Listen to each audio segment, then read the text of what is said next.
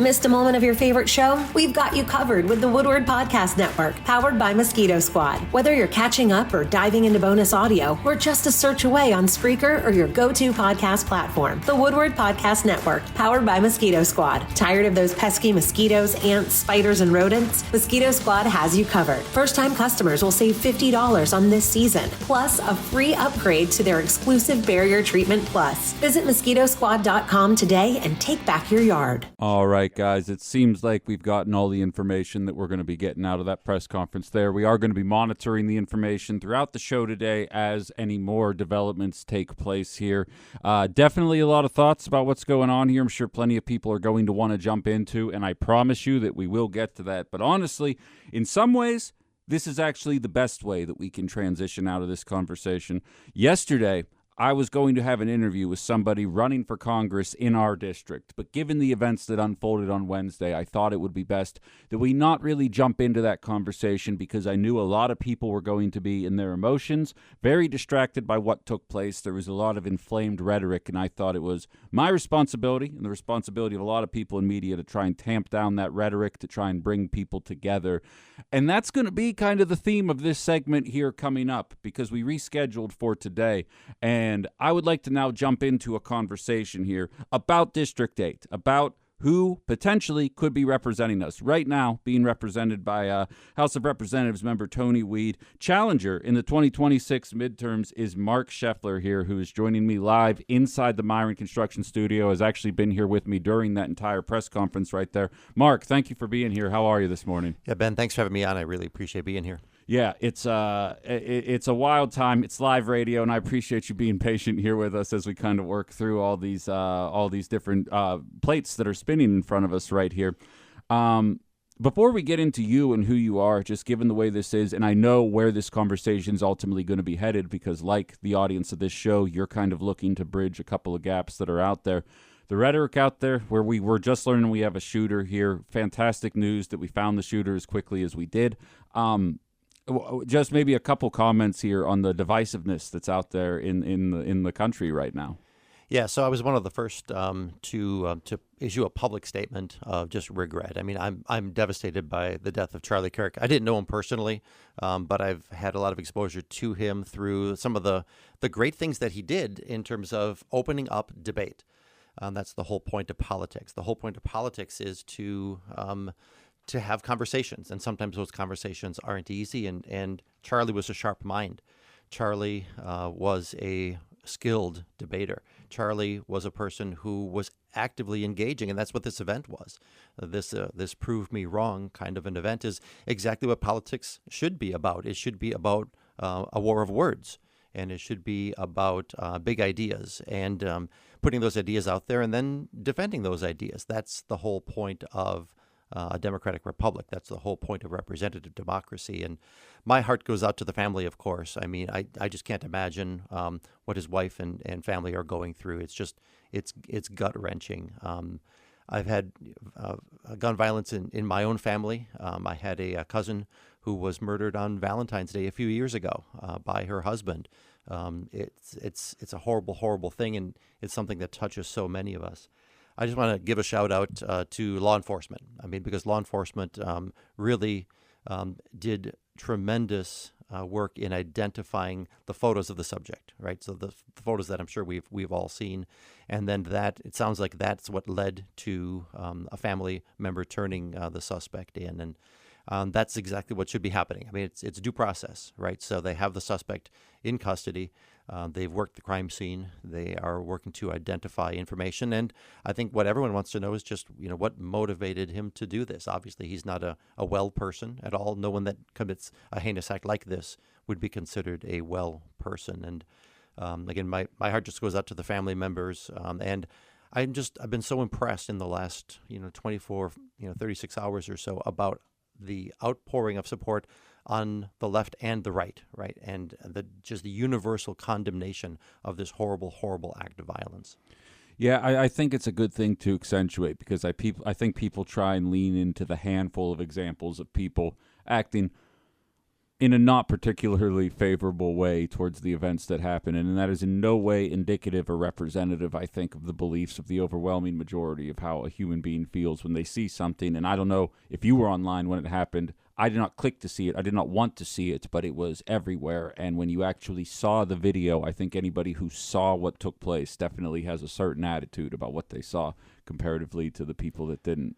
We marked 9/11 yesterday, and I was talking with some friends this morning at my morning coffee group about my remembering just vividly in my mind the second plane hitting the World Trade Center.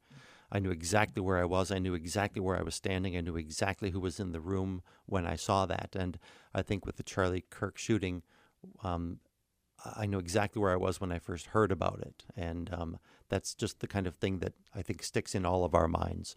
Yeah, I couldn't agree more. I was 13 when that happened. I remember it very vividly. Let's get into you. That's the reason you're here in the Myron Construction Studio with us today. When we scheduled this, none of this had even taken place yet. It goes to show you how fast life can kind of come at you sometime here. You announced a run recently for the House of Representatives, and you have a pretty interesting platform that you're running on, or at least the way that you're running the campaign, and I'd like to jump into that, the stances that you have on certain issues. But first and foremost, let's just jump into a little bit about you. You gave us a little bit of insight to who you are there with your answers there, but Why don't you tell us about your upbringing, where you're from, what you're about, things like that. Yeah, so I'm a Wisconsin boy. I've been here my entire life, lived in the state my entire life, grew up on the banks of the Wisconsin River in rural Marathon County, just north of Wausau, between Wausau and this little tiny village of Brokaw. It's just a garden spot. My folks were both born in that area as well. They were both the first in their families to graduate from high school, and they were both union members. They worked for a company called GTE. It doesn't exist anymore. It's now part of Verizon, but they were union members, and I grew up in a household of great support. I mean, we didn't have a lot, but what we did have, we were super, super grateful for. I was the first in my family to graduate from college, went to Lawrence University right here in Appleton, taught for 3 years in the public schools down in Kenosha. And so if I'm elected, I think I'll be one of the few members of Congress that have actually spent legitimate amounts of time teaching in a public school. So that's kind of formative thing for me. I moved back to the area completely by happenstance, wanted to stay in education, took a temp job in financial services, and that temp job lasted 28 years. So I retired from that just last year. I started a firm called Appleton Group Wealth Management, sold that to Johnson Financial Group, another Wisconsin financial institution. I talk a lot about economic sustainability, and that was really the big part of my career, was working and developing investment strategies that produce growth and income. We produced over $100 million of growth and income for families and businesses and nonprofits almost exclusively right here in Northeast Wisconsin. So in my campaign, you'll hear me talk a lot about how important it is to feed the local economy. That's one thing that I'm doing differently in my campaign, and that is my goal is to spend 90% of my campaign dollars right here in the district. And it's just, that's the kind of thing that's just really important to me. One of the things that's important. There's a lot. Sure. Well, what sticks out to me is one of your campaign pledges that I think will resonate with a lot of the listeners here. We oftentimes on Outside the Box will reference Russ Feingold and his run against Senator Ron Johnson. At the time, Russ was the incumbent.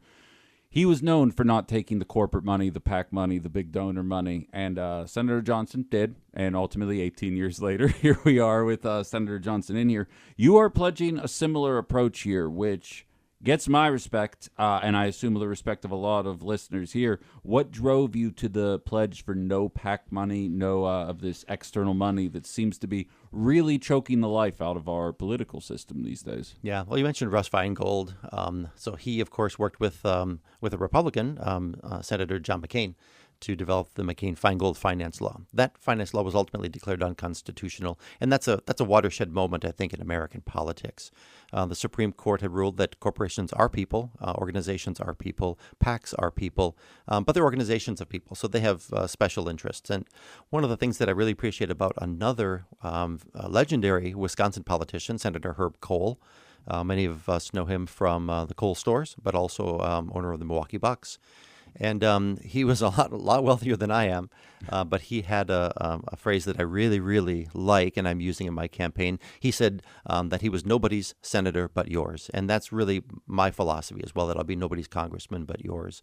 The objectivity of a congressman really has to lie in this, and that is a representative of human beings in the district, right? So there are about 420,000 voters. I think it's just fundamentally wrong in our political system to take money from foreign lobbyists, for example, or special interests in corporations or special interests in organizations. So I just think that it's really important to have my campaign funded by people. And so my campaign has a budget, and that budget is enough to win the district and enough to spread a message of what my campaign is for and how I'm running a different kind of a campaign. So it's really funded by human beings and nobody contributing more than $200.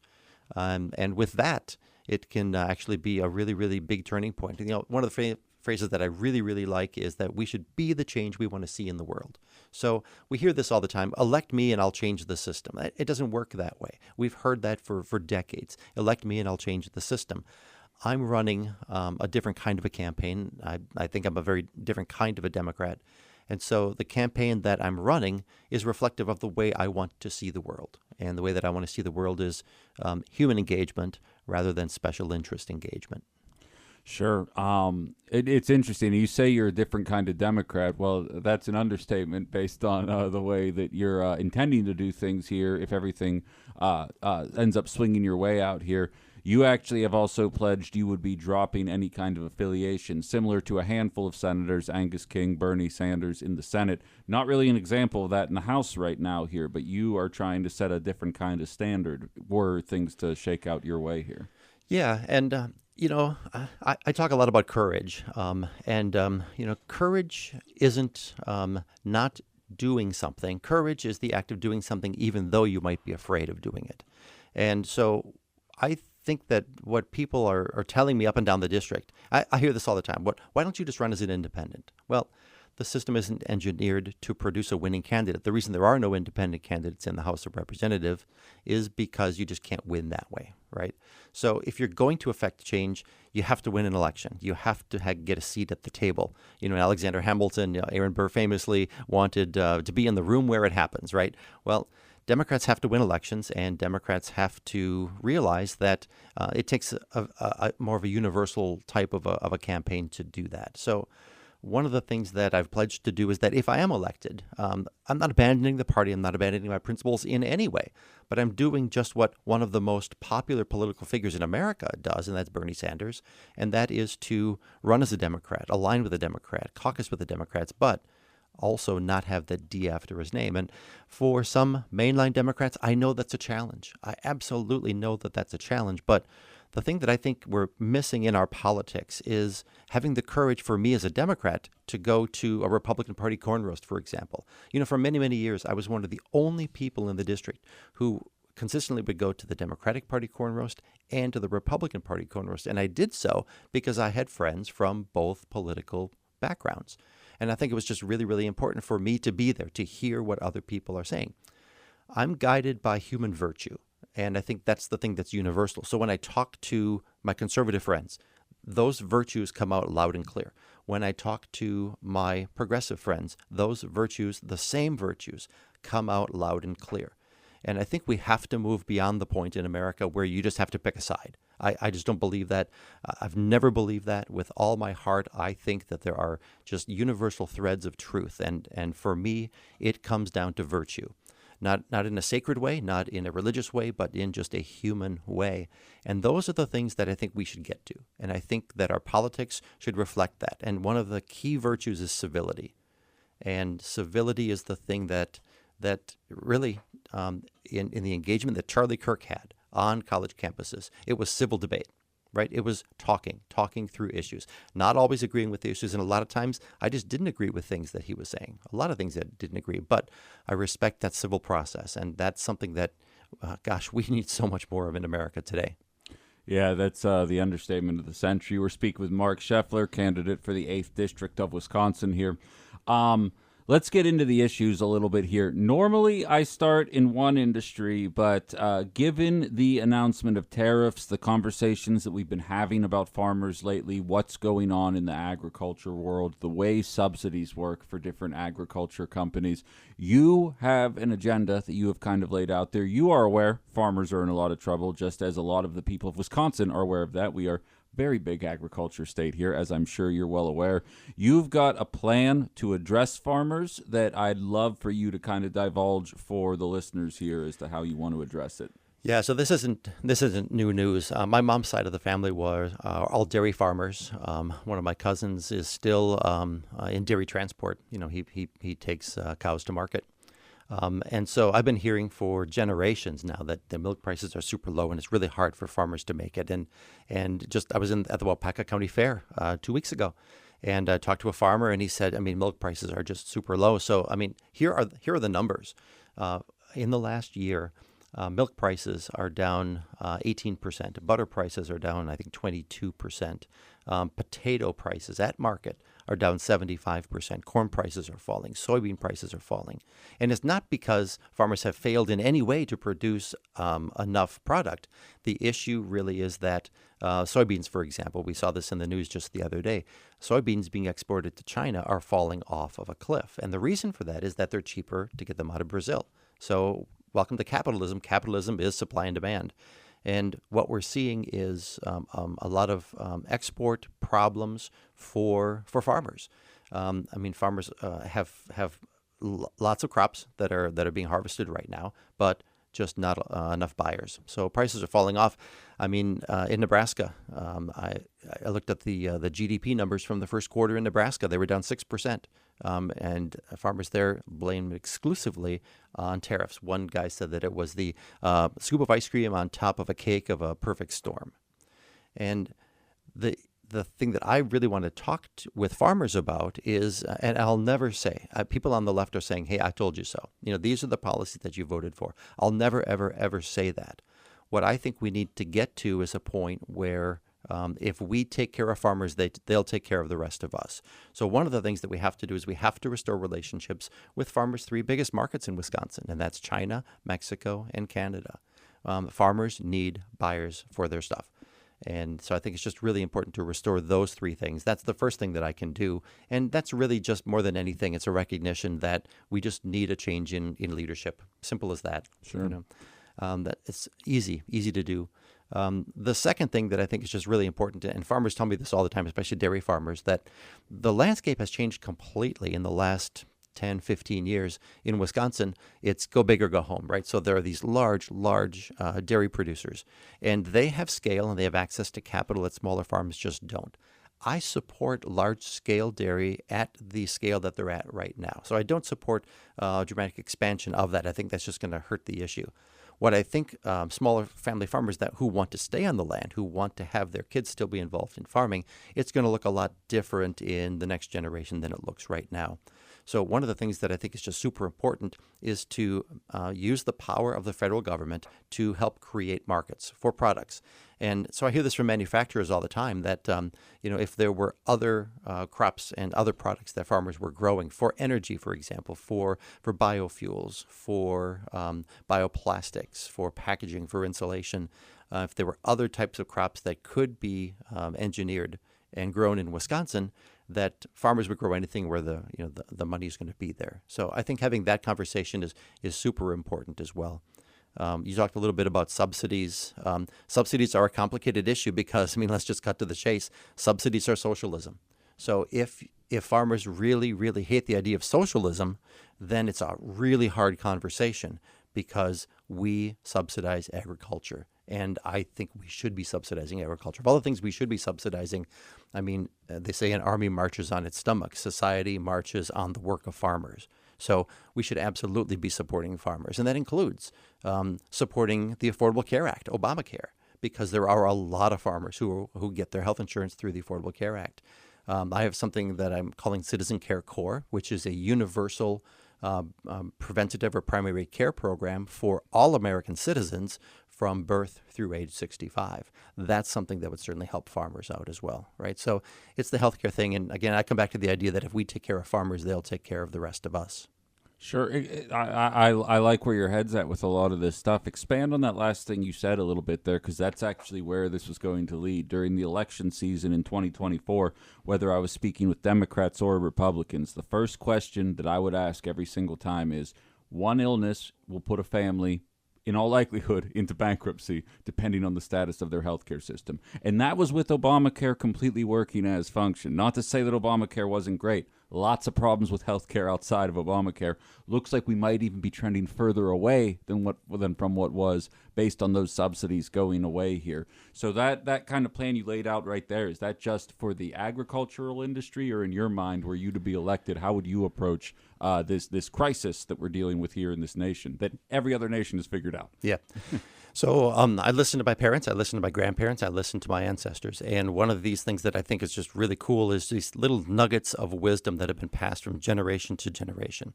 And one of the sayings that I love is, an ounce of prevention is worth a pound of cure. So there's a lot of discussion right now about healthy societies, right? About in today's budget landscape, are we spending money on preventative care? Are we spending money on healthy food systems? All of those things. So my vision is one for universal primary care coverage. It's not like the NHS in England. It's not like a Canadian health system where they're actually providing the health care. This is simply a funding mechanism that gives every American, birth through age 65, access to the things that help us stay healthy. So it's primary care, it's wellness checks, it's prenatal care, it's postnatal care, it's home safety information, it's vaccination programs, it's wellness programs for seniors, hearing tests, vision tests. So these kind of diagnostic things, mammograms, great example as well. A lot of these things are being cut under the Affordable Care Act, and what that does ultimately is it makes healthcare much more expensive. It's much more expensive to fix problems rather than prevent them. Again, an ounce of prevention is worth a pound of cure. The question that I get all the time is, hey, that sounds really good. How the heck are you going to pay for it? So can I tell you just a little bit about the tax plan? Please. So the tax plan is something that I think people are going to love. It's called the tiny tax. It also goes by the APT tax, or the Automated Payments Transactions Tax. It's one of the great ideas to come out of the University of Wisconsin-Madison that you've never heard of before. So the tiny tax is just simply this. It's a teeny, teeny, tiny tax that applies to every single financial transaction that occurs within the U.S. economy.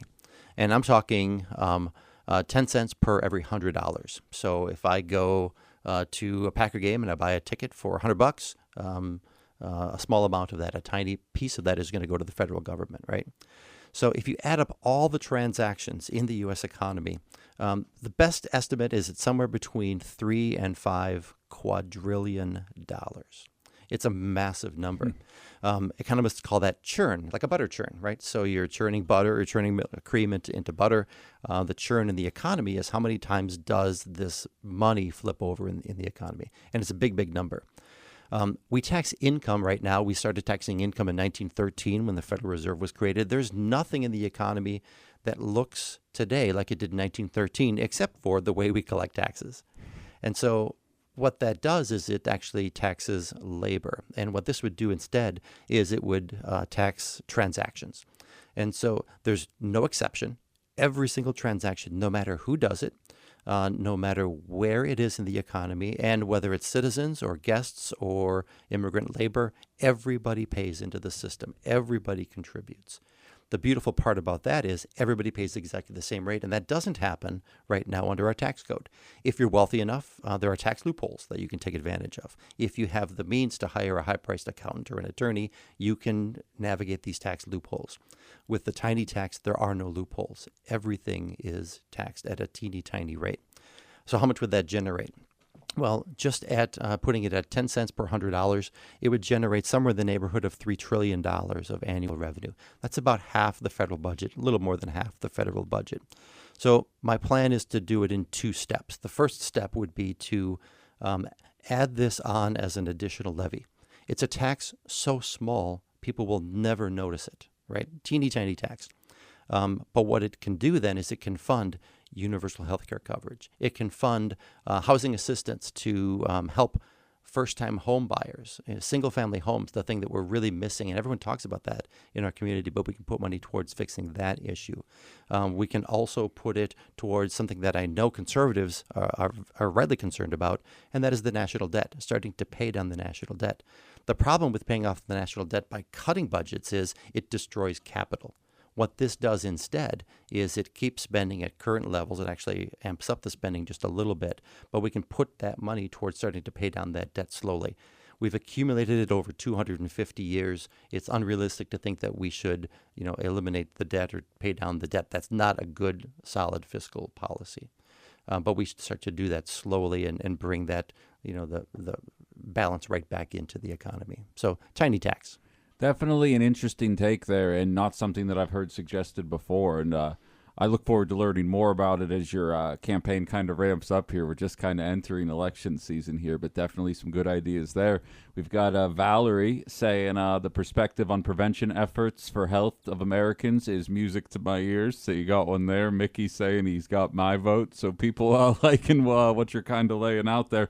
We are almost out of time here. We got a couple minutes, though. Give us one last thing that you would want listeners to be aware about that we didn't get time to jump into here for this conversation today. Yeah, well, I talked a little bit about just rescinding my party affiliation, and I want to be absolutely clear. Some people are thinking that it's abandoning my party and using the Democratic Party just to get elected and then just thumbing my nose at it. That's not it, even in the least. It's not even close to that. What Bernie Sanders does, I think, is a real model of courage, and that is that like his politics or not, he is not bought and paid for by anybody except voters, right? So the thing that I think I want voters to recognize is that there's an objectivity that comes with that. And also what comes with that is the ability to, when it's right for the people of the district, to call out the Republican Party for issues, and it's also right for a representative to call out the Democratic Party for issues. And so one thing that really quickly is impacting a lot of us right now is this crazy idea of redistricting to try to gain a political advantage in Texas, for example, or neutralizing it with redistricting in California. One of the plans that I have is a fix for partisan gerrymandering. It separates the act of picking a representative from the act of allocating power. The powerful part about that is it protects Republican voters in Illinois from a Democratic Party gerrymander exactly as it protects Democratic voters in Wisconsin from a Republican Party gerrymander, right? So if listeners take one thing away from this wonderful time that we have this morning, this sacred time together, it's this idea of universal issues. There are universal issues that we can all be fixing if we simply start to put people ahead of the party. I have a loyalty to my party, but it's not my top loyalty. It's to the people of the district. It's to virtue. It's to objectivity. It's to public dialogue. It's to human reason and shared human experience. And then somewhere along the way, there's a loyalty to a party, but it's just not my top priority. And I don't think it should be the top priority for any politician. Mark Scheffler, candidate for the 8th District House of Representatives, will be running for November 2026. Of course, we'll have this conversation more in depth as we get closer to that date there, but this was at least an introduction for a lot of you guys. If you didn't get a chance to listen to the entire conversation, this will be available on the WHBY app a little bit later on after the show wraps up today. Highly would recommend going back and listening to the entire thing. Mark, thank you very much for joining us in the Myron Construction Studio today. Great meeting you, and you got Ben, who I don't know if you're a listener of this show, but you should take this and put it at the top of your endorsement ranking. He says, a Democrat who makes sense. I like what I'm hearing. Oh, amen. That's so, yeah, that's fantastic news there. Thank you for being here, and you have a good rest of your day. Thanks, Ben. All right, guys, that's going to do it for that segment there. We'll have a little bit of time on the other side of this break to keep the conversation rolling, though, before we get into the top of the hour news, so don't go anywhere. You're listening Outside the Box with Ben Cominos here on WHBY.